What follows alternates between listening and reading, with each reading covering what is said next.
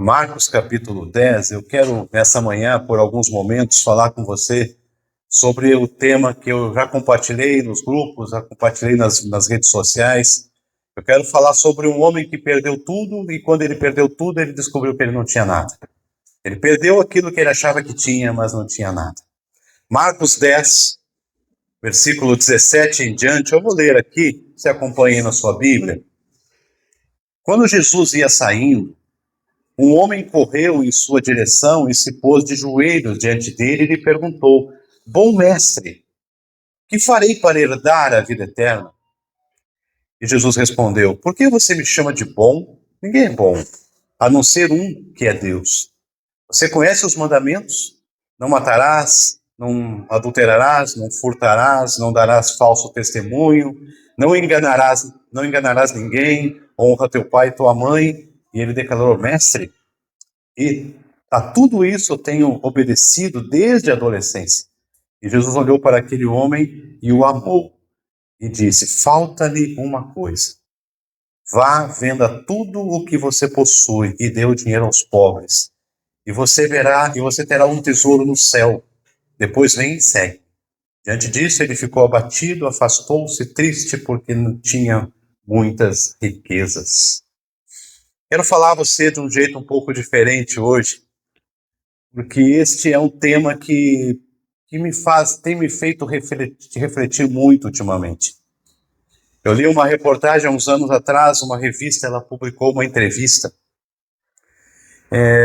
Eles tinham entrevistado um empresário que já havia alcançado tudo o que o dinheiro pode alcançar. Um homem que já era rico, tinha os seus bens, tinha suas riquezas pessoais, então ele tinha alcançado tudo e ele possuía tudo. E aí o jornalista chega para ele e pergunta se finalmente ele estava realizado, se ele tinha realizado todos os seus sonhos. E ele falou assim: olha, eu tenho tudo o que o dinheiro pode comprar. Todas as riquezas, eu tenho relevância como empresário, eu tenho dinheiro, eu não preciso me preocupar com nada desse tipo, mas eu tenho um sentimento dentro do meu coração que é como se ainda algo estivesse faltando. Eu não sou totalmente feliz porque eu vivo com toda a minha riqueza, mas parece que algo está faltando. Existe um vazio dentro do meu coração que eu não consigo entender o porquê que isso existe. E eu comecei a pensar nessa reportagem e eu entendi que todos nós, de alguma forma, temos um vazio dentro do nosso coração que só pode ser preenchido com Jesus. Nós não podemos preencher esse vazio com nada a não ser Jesus. E exatamente isso, irmãos, que estava acontecendo aqui em Marcos no capítulo 10. Porque esse homem ele se aproxima de Jesus e ele era alguém admirado. Este homem aqui era um cara admirado. Mateus informa que ele era jovem. Mateus vai falar que ele era jovem. Lucas diz que ele era um governante, ele era um líder. Ele era alguém que tinha liderança, as pessoas o respeitavam. Já Marcos vai dizer que ele era um cara rico. Então, nós estamos aqui diante de alguém nesse texto que possuía aquilo que grande parte das pessoas passa a vida inteira tentando conquistar. Ele era líder, ele tinha relevância, ele tinha dinheiro, ele tinha juventude. Esse rapaz aqui tinha influência, ele tinha patrimônio, ele tinha moralidade, ele tinha religião. E se nós estivéssemos hoje, se ele estivesse numa igreja, ou na nossa, ou qualquer outra igreja, provavelmente ele seria visto como um excelente candidato à liderança. Chamaríamos esse homem para ser o presidente da igreja, para ser líder de algum ministério, porque ele era respeitado, ele era disciplinado e aparentemente aqui ele era comprometido com as coisas espirituais. Então era um excelente líder. Nós poderíamos chamá-lo para qualquer ministério da igreja. Mas quando essa narrativa termina, a gente vai ver que ele sai da presença de Jesus profundamente triste. E quando eu olho para isso, lendo esse texto durante essa semana, eu estava pensando como é que alguém que parecia ter tudo, ele pode sair da presença de Jesus Cristo sem a vida eterna. Porque ele disse, Senhor, eu não cometo adultério, eu não roubo, eu não mato, eu não, em outras palavras, eu não faço fofoca, eu não reclamo de nada, eu faço tudo certo. Então, como que pode uma pessoa assim, com todos esses atributos espirituais, sair da presença de Jesus sem a vida eterna? E depois de algum tempo de reflexão, de meditação nisso aqui, eu percebi que a resposta para essa pergunta ela é simples, mas ao mesmo tempo ela é assustadora. Porque é possível a gente possuir muitas coisas e ainda não possuir aquilo que realmente importa. É possível a gente conhecer tudo sobre Deus sem conhecer a Deus. Porque você vai ver uma infinidade de pessoas que têm conhecimentos teóricos sobre Deus excelentes, professores excelentes, graduados em teologia. É possível a gente admirar Jesus sem seguir Jesus. É possível nós acharmos bonito o ministério de Jesus, ele veio e ele esteve nesse mundo e ele pregou o evangelho, nós admiramos o ministério de Jesus, mas é possível não segui-lo. E quando a gente observa essa história aqui, nós descobrimos que o maior problema daquele homem, desse jovem aqui, não era a riqueza que ele possuía. Porque não há nada de errado em ser rico. Mas nós vamos perceber que o maior problema desse jovem não era o que ele tinha, mas era aquilo que dominava o coração dele. E o grande problema das pessoas não é os bens que essa pessoa tem, mas o grande problema das pessoas é aquilo que domina o seu coração. E se você olhar para isso aqui, no versículo 17 vai dizer assim, ó, Marcos já inicia dizendo, quando Jesus ia saindo, um homem correu em sua direção. Olha que fala, ele correu na direção de Jesus e se pôs de joelhos diante dele e perguntou, bom mestre, o que eu posso fazer para herdar a vida eterna? E a gente olhando para isso aqui, a gente percebe que a religião ela pode até nos levar até Jesus. A religião pode nos levar até Jesus, mas é somente a rendição, é somente a prostração aos pés de Jesus que vai nos fazer ganhar a salvação. Então não é eu estar na igreja, não é eu estar nos grupos da igreja, não é eu estar nos ministérios da igreja, porque essa cena aqui ela é impressionante, porque ela vai dizer que aquele homem corre na direção de Jesus. Sabe qual é o problema aqui? É que na cultura judaica, homens ricos e influentes, eles não costumavam correr em público. Eram homens que tinham uma certa postura, eles andavam devagar, eles andavam de cabeça erguida, e aquilo mostrava a posição que eles tinham. Mas a Bíblia aqui vai dizer que esse homem não somente correu até Jesus, coisa que um homem rico não faria, mas ele corre até Jesus e ele se ajoelha aos pés de Jesus. Então tudo isso aqui indica sinceridade, não indica? Ele corre para Jesus.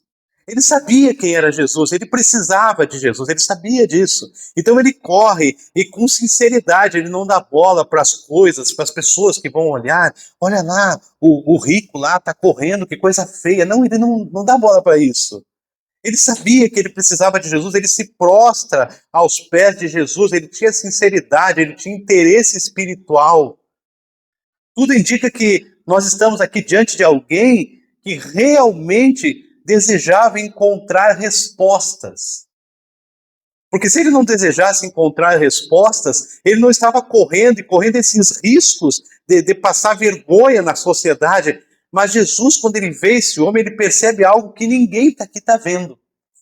Talvez você não tenha visto, talvez eu não tenha visto de primeira instância, mas Jesus ele percebe de cara que o problema deste homem aqui aparece na pergunta que ele faz.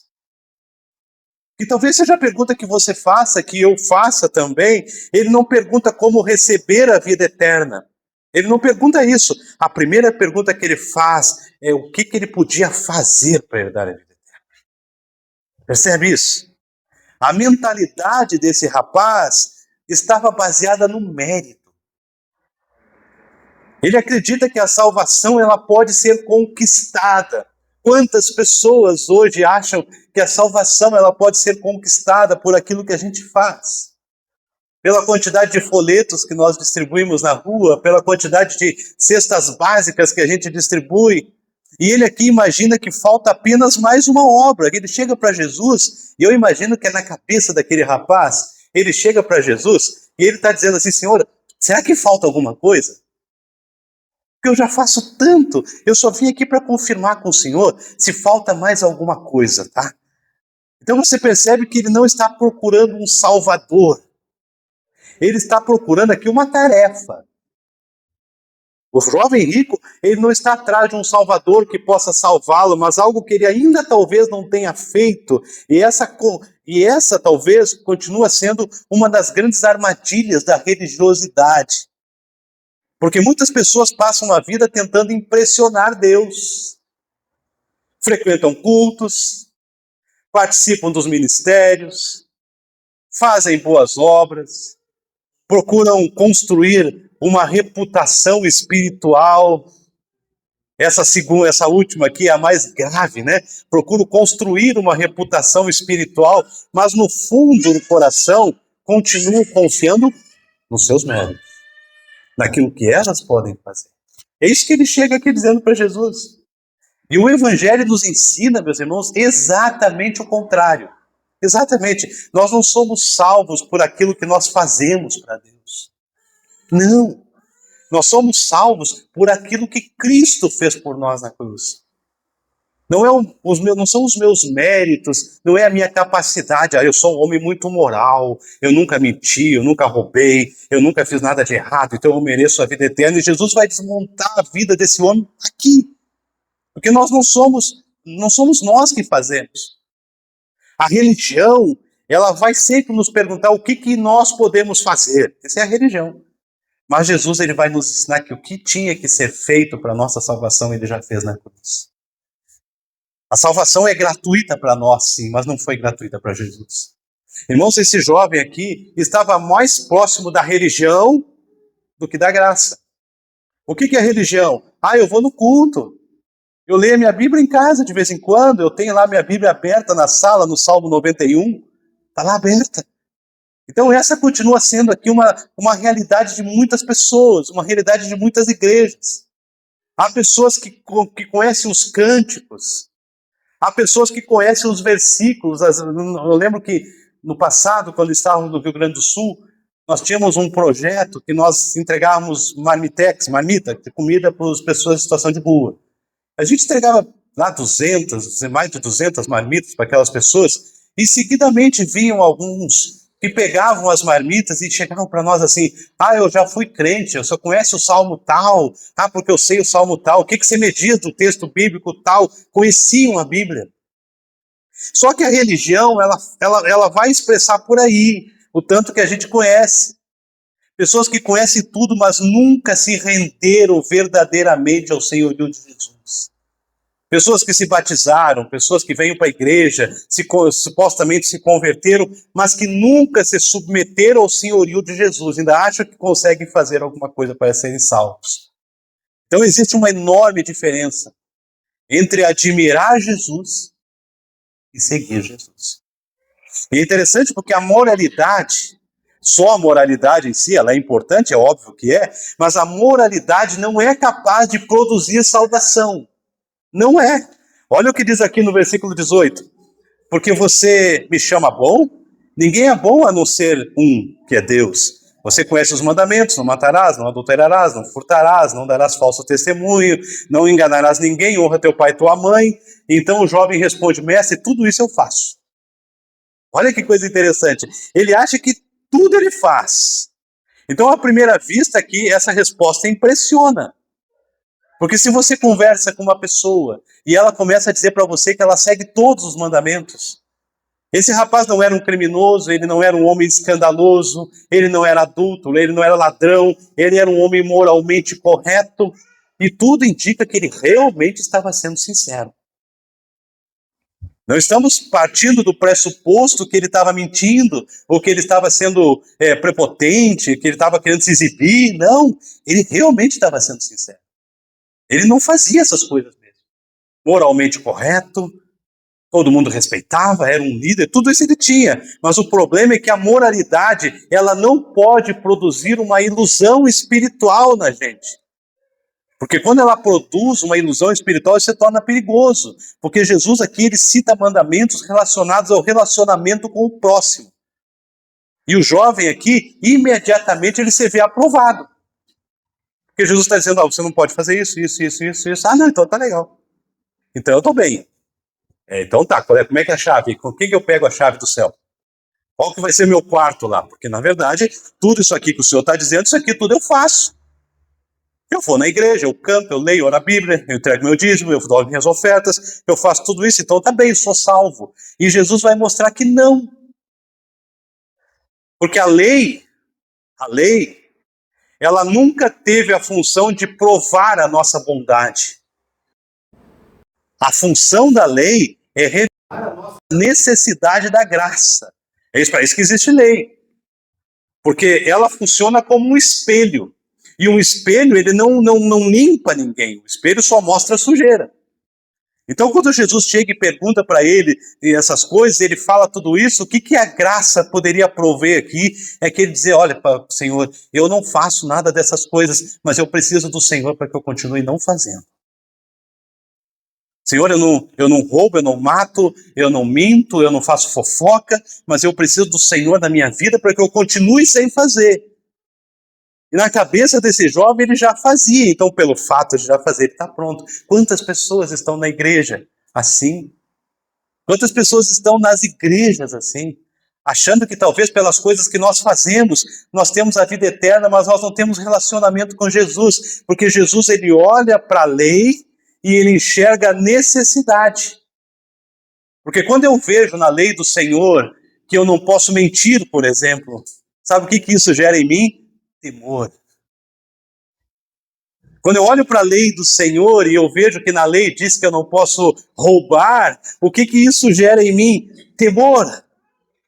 Isso não pode gerar em mim uma autossuficiência, eu já faço.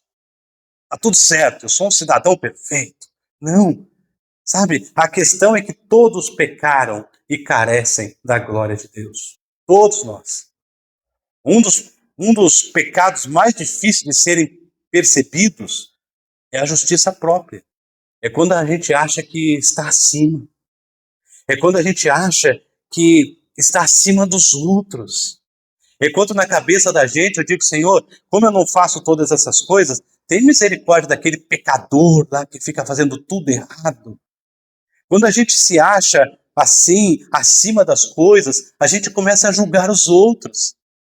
A gente começa a se achar maior que os outros e Jesus está dizendo, não, mas isso aí não é graça, porque assim como eles carecem da minha glória, você também carece. E quando a gente não entende isso aqui, a gente começa a olhar para os outros e a gente começa a classificar os outros.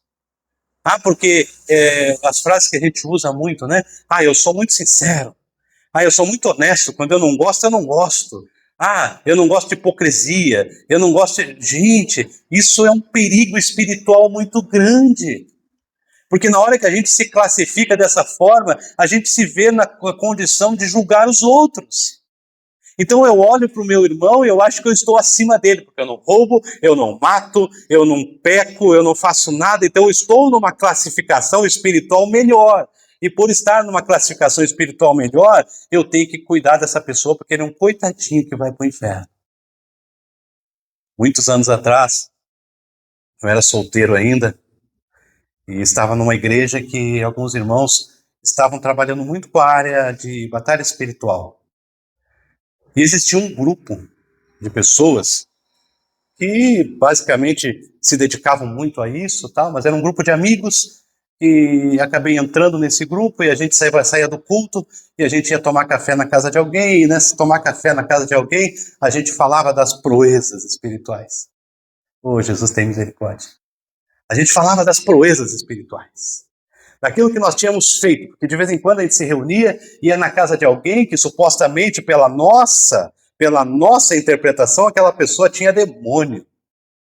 Então nós íamos na casa daquela pessoa, fazíamos lá um tempo de oração, de batalha espiritual e orava e supostamente aquela pessoa ficava liberta e nós então voltávamos e nós tínhamos aquele ego. de que nós somos os espirituais. E quando a gente olhava para as pessoas que não faziam parte daquele grupo, nós achávamos que aquelas pessoas estavam na mão do diabo, porque eles não estavam no nosso grupo. E se eles não estão no nosso grupo, que nós oramos, que nós jejuamos, que nós gritamos com o demônio, que nós mandamos ele botar as mãos para trás, que nós mandamos ele... Então, essas pessoas estão totalmente à disposição do diabo. E a gente começou a julgar as pessoas.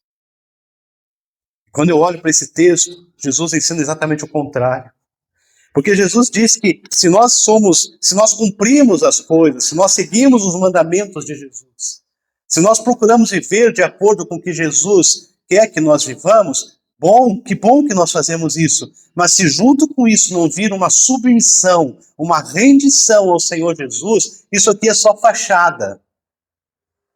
Eu venho na igreja, eu canto, levanto a minha mão, canto mais alto que todo mundo, mas quando eu vou para casa, a minha vida é distante do Senhor. Eu não reflito o amor do Senhor. Eu não falo de Jesus para ninguém. Eu não estou preocupado em ter envolvimento nas coisas, porque afinal de contas a minha parte eu já fiz. E Jesus está dizendo para esse jovem, você ainda precisa fazer algumas coisas. E talvez esse jovem achou que ele não precisava fazer mais nada. Mas Jesus está ensinando para ele, sim, você precisa. Porque o amor de Jesus, sabe o que ele faz? O amor de Jesus revela os ídolos que existem em nós. E talvez a gente não tenha entendido ainda. Olha o que Marcos ele registra aqui, e eu acho que essa é uma das frases mais emocionantes dos evangelhos, que ele fala no versículo 21. Jesus olhou para aquele jovem e o amou. Essa aqui é uma cena extraordinária. Porque Jesus, ele conhece a cegueira espiritual. Jesus, ele conhece a autossuficiência daquele jovem. E conhece a minha também, e conhece a sua também.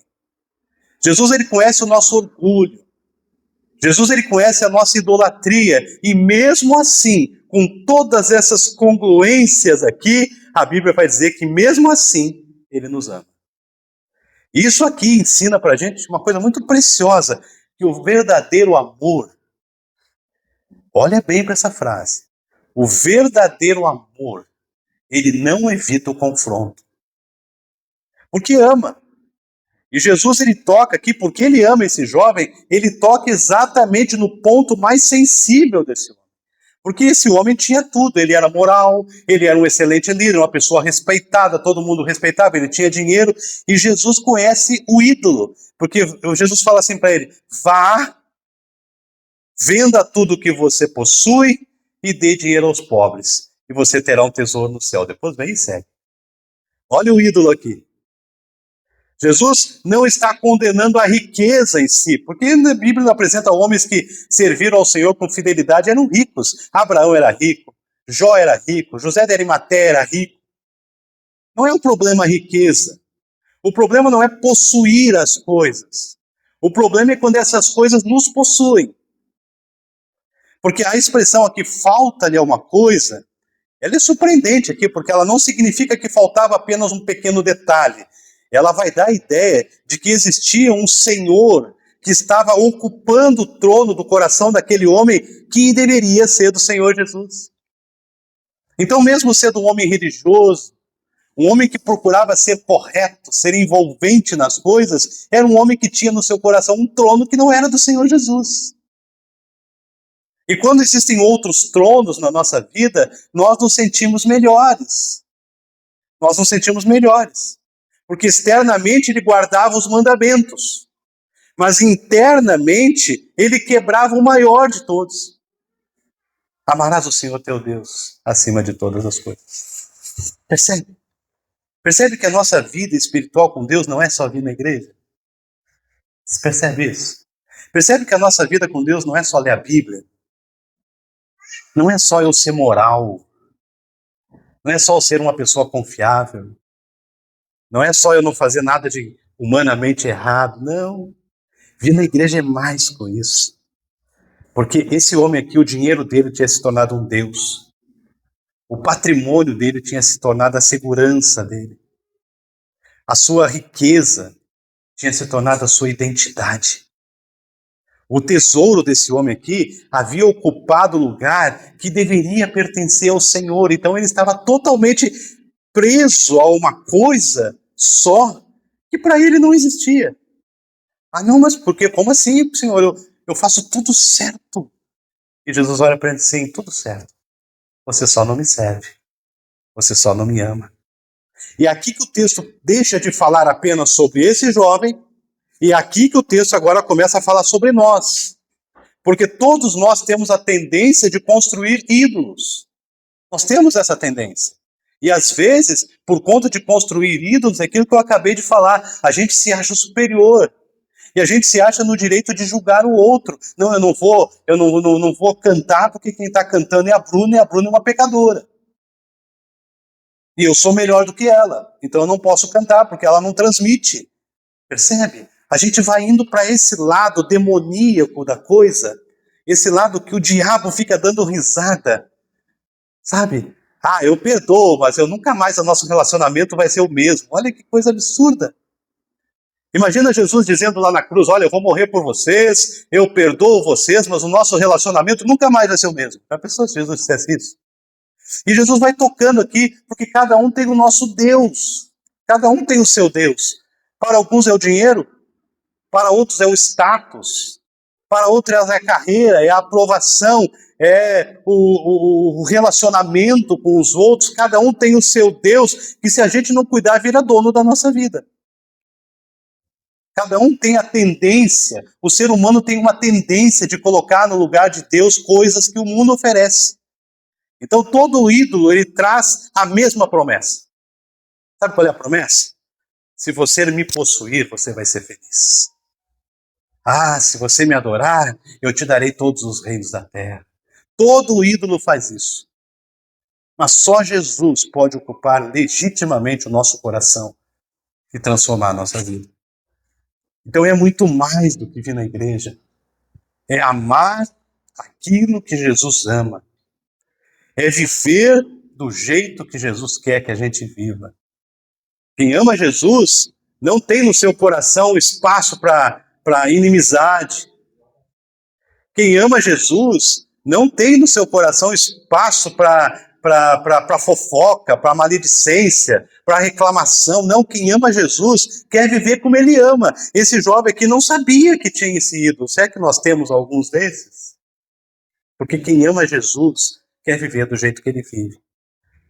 Quem ama Jesus não tem espaço para nada que não seja o amor do Senhor. A maior tragédia é preferir os tesouros da terra do que os tesouros do céu. Essa é a maior tragédia do ser humano. Porque diante desse texto aqui, ele vai terminar dizendo assim, ó, diante disso, ele ficou abatido e se afastou triste, porque ele tinha muitas riquezas. O Senhor podia ter pedido qualquer coisa para ele, mas na hora que o Senhor toca nas riquezas, na hora que o Senhor toca no dinheiro, na hora que o Senhor toca naquilo que para esse homem aqui era caro, era precioso, ele foge. Então esta aqui talvez seja uma das cenas mais tristes de todo o Evangelho de Marcos. Triste. Porque ele veio correndo, agora ele vai embora triste. Ele chegou cheio de esperança e agora ele sai embora triste. Ele veio buscar a vida eterna. E sabe o que ele faz? Ele volta segurando aquilo que não podia salvar. E o verbo que é usado no original aqui por Marcos vai descrever alguém cuja a expressão foi tomada por tristeza. Então não é uma tristezinha assim, ficou aborrecido. Não, ele ficou extremamente triste. É como se uma nuvem tivesse cobrido o rosto dele, porque agora o Senhor estava pedindo algo que ele não estava disposto a dar. E a pergunta para você e para mim nessa manhã, o que nós não estamos querendo dar para o Senhor? Porque aqui pela primeira vez esse homem, ele percebeu o verdadeiro custo do discipulado. Porque o discipulado que não mexe, não é discipulado. O amor que não confronta, não é amor. Se alguém vem falar alguma coisa para mim que não condiz com as coisas do Senhor, e eu porque é meu amigo, é porque é minha amiga, não quero confrontar para não entristecer, isso não é amor. Isso não é amor. É como na nossa casa, os nossos filhos fazem coisa errada, nós vamos confrontar. Por quê? Porque nós odiamos nossos filhos? Não, porque nós amamos. E nós queremos que eles vão para o caminho certo. Então, o discipulado que não tem um confronto não é amor. Meus irmãos, há muito tempo já, eu restringi, vou usar essa expressão, eu restringi quem eu recebo na minha casa. Eu restringi, poucas pessoas vão na minha casa. Poucas. Por quê? Porque se vai na minha casa para falar mal dos outros, não pode estar na minha casa. Se vai na minha casa para falar mal da igreja do Senhor, não pode estar na minha casa. Se vai na minha casa para falar mal das pessoas na frente da minha família, não serve para estar na minha casa. Pastor, mas isso é muito radical. Radical é perder a salvação por causa dos outros. Radical é a gente se envolver em fofoca, em pecado por causa dos outros. Esse jovem aqui, ele foi confrontado por algo que estava mexendo nele e que ele tinha que dizer, chega, basta. Irmãos, ele descobriu que Jesus não queria apenas parte da sua vida. Jesus, ele queria o seu coração inteiro. E é isso que Jesus quer de você, e é isso que Jesus quer de mim. E é nesse momento que ele precisou escolher entre Cristo e o ídolo. E ele escolheu o ídolo. Infelizmente, ele escolheu o ídolo. Então isso aqui é um contraste impressionante aqui. Ele tinha muito dinheiro, mas ele não tinha paz. Ele tinha patrimônio, mas ele não tinha vida eterna. Ele tinha religião, mas ele não tinha salvação. Então, irmãos, esse jovem aqui, ele ficou triste porque ele queria Jesus sem abrir mão dos seus ídolos. Impossível. Não dá. Não dá. Jesus, ele não quer dividir o coração da gente com nada que não seja só ele.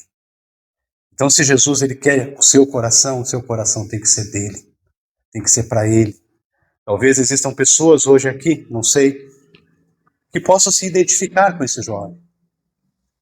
Talvez hoje existam pessoas que se identifiquem assim, de forma a ter coisas na sua vida que você não quer abrir mão. Ou tem coisas na sua vida que você não quer se envolver. Um dia eu cheguei para uma pessoa e falei assim, você poderia assumir tal ministério da igreja? Não, pastor, eu só quero ir na igreja, não quero me envolver com nada e tal. E eu senti uma vontade de dizer para ele, você não é discípulo de Jesus. Você não é servo do Senhor Jesus. Jesus, ele quer o seu coração. Ele quer usar a sua vida para a glória dele. Ele quer usar os seus dons, os seus talentos para que o nome dele seja glorificado. Mas ele não quer só que você seja uma pessoa moralmente correta.